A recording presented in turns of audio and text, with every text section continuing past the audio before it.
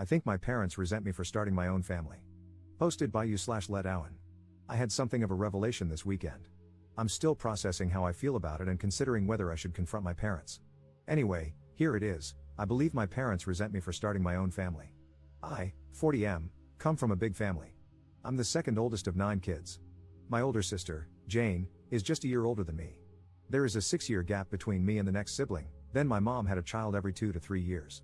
Since Jane and I were the oldest, we always helped with the younger kids and the chores around the house. In fact, it was common for my parents and other adults to refer to us as Jane and Op and the kids. It was like Jane and I weren't considered children, we were more like 2 other adults living in the house. We were homeschooled, so we were home all the time.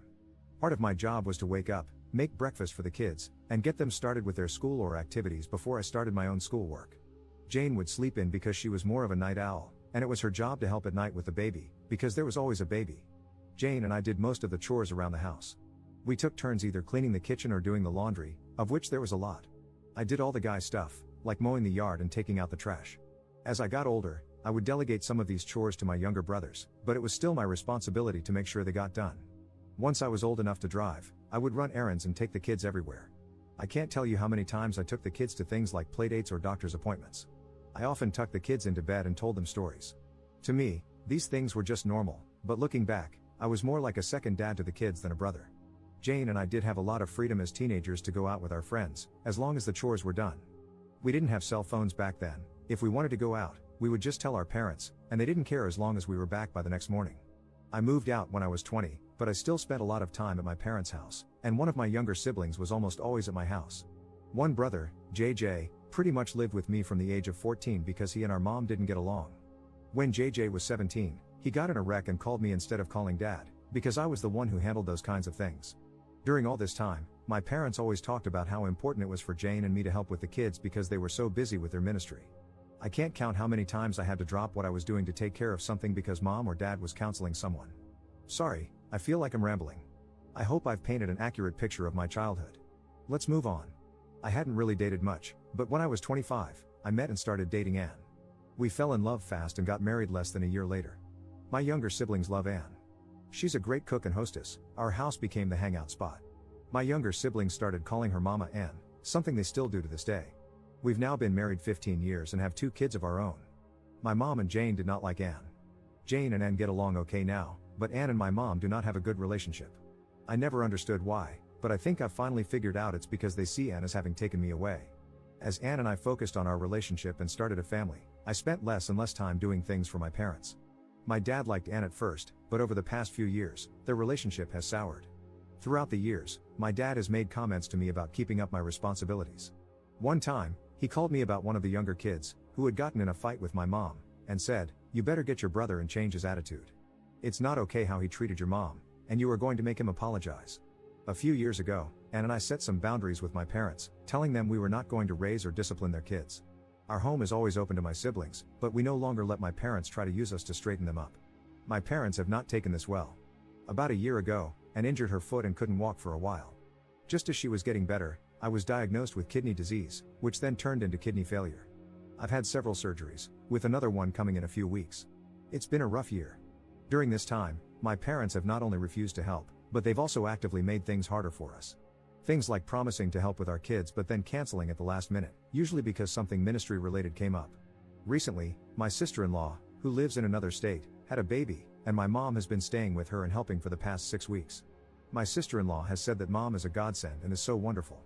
My dad has gone to help every weekend. This hurts me because my mom wouldn't give us a single night to help with our youngest when he was born. Anyway, I'm sorry this post has turned out longer than I thought it would. I needed to get some of this off my chest. This weekend, I was talking to another sister and telling her how I don't understand why mom and dad don't treat me like they do the rest of the kids, even Jane. It's like I'm not one of their children. And it just kind of hit me that they resent me for getting married, starting my own family, and leaving them to raise their own kids. Part of me is relieved to finally realize why they treat me like they do, and part of me is sad. I'm kind of scared about this upcoming surgery, and I really wish I had a parent I could talk to about it. But I don't feel like I have parents, just some people I co-parented my siblings with. Update 2 days later. Update, I spoke with my wife, Anne, about it last night. I said something along the lines of, I've realized that my parents resent me for starting my own family and not helping them as much, and that is why they treat me so differently. And I think you've been trying to gently tell me this for years, but I was too dense to get it. We were sitting in bed at the time, and she leaned over, patted me on the head, and said, "You are so pretty." I laughed for like 10 minutes. It was a great emotional release. A lot of you said she sounds wonderful, and she really is. I just can't express how much I love her.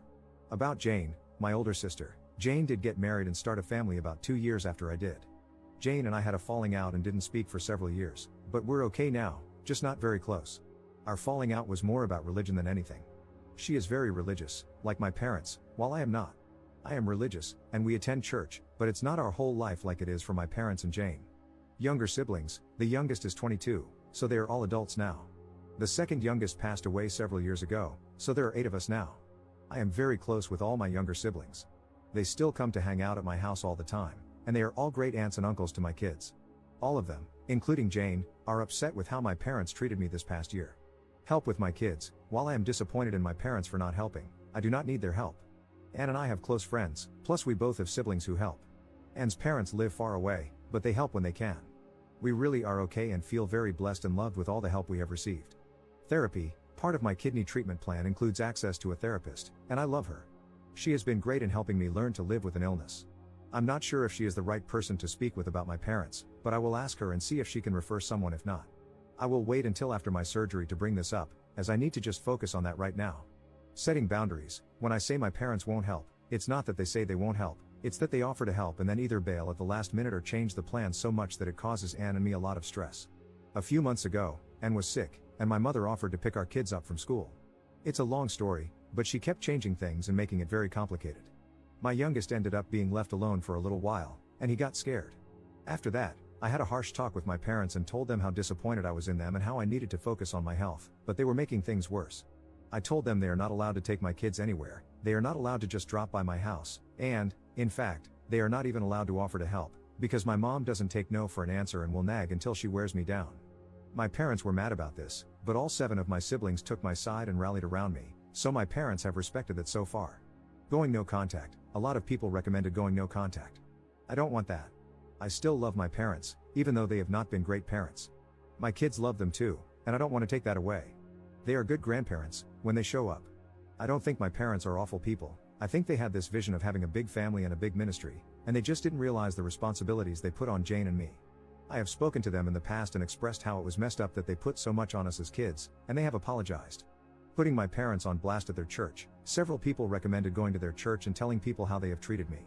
You don't understand this church. They would praise my parents for putting God and the ministry above everything else. These super religious people are crazy. I guess that's it for now. My surgery is in less than 2 weeks, so I'm going to focus on that. I'm going to put this thing with my parents on the back burner and later decide what, if anything, I'm going to do. Thanks again to everyone for your comments. It has really helped me work through some feelings. Second update 3 weeks later. Thanks to everyone who reached out and wished me a speedy recovery. My surgery was last week, and it's going better than expected.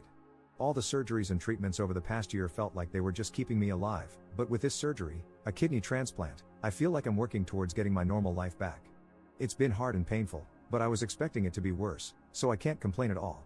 Anne is always telling me that she doesn't get enough credit for being funny, so the fact that so many of you laughed when she told me I was pretty has made her happy. She said, "I like these Reddit people." This whole post started because I was having a conversation with one of my sisters. I'll call her 6, since I can't keep making up names. Plus, she's following this thread and will hate that I'm calling her that. 6 had a fight with our parents, and I was sharing with her that Anne and I had recently set strong boundaries with them and encouraged her to do the same. So, she did, and they didn't take it well. This led to several conversations with different siblings, and both 5 and 9 also decided to set some boundaries. It has also led to other siblings deciding to confront our parents about how they've treated me this past year while I've been sick. Jane, the oldest, called me the day before my surgery to check on me, and we ended up talking about our childhood. We haven't been close for a number of years, but I feel like we bonded on this call. It was interesting talking to her as an adult and reliving some things.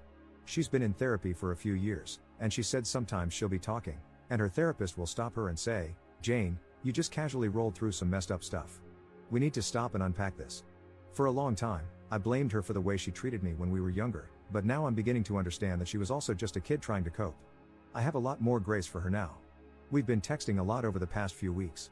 My parents did visit after the surgery, but we didn't talk about any family drama. My siblings have said they're not taking these new boundaries well at all.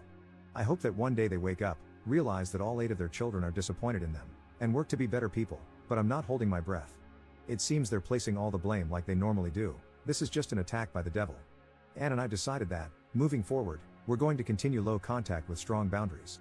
With such a large family, going no contact would be hard and create a lot of awkward situations where we'd still have to see them. We've also talked to our kids, and they've both expressed that they want to have a relationship with their grandparents. While I don't expect my parents to change, I do believe they'll respect our boundaries. My attitude toward them has also changed. I no longer feel like I owe them anything. We'll continue a relationship with them because it's what's best for my family, not because they deserve it. Lastly, I received a recommendation for a family therapist, and I have an appointment scheduled for next month. Editor's note.